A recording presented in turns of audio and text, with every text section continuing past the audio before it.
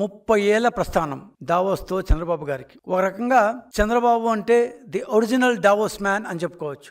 ఎందుకంటే చంద్రబాబు గారు 1997లో if I'm not wrong ముఖ్యమంత్రి అయిన మొదటిసారిగా 1997లో చంద్రబాబు గారు దావోస్కి వెళ్ళారు పెట్టుబడుల సేకరణ కోసం. ఆ తర్వాత చాలామంది ముఖ్యమంత్రులు, కేంద్ర మంత్రులు, ప్రధానమంత్రులు కూడా వచ్చారు, వెళ్ళారు. చాలామంది రిటైర్ అయిపోయారు కూడా. కానీ చంద్రబాబు అనే వ్యక్తి మాత్రం దేశాని కోసం, రాష్ట్రం కోసం పెట్టుబడులు తేవడం అనే ఒక అసిధార వ్రతాన్ని, ఒక నిరంతర ప్రయత్నాన్ని కొనసాగిస్తూనే ఉన్నారు ఆ రోజు నుంచి.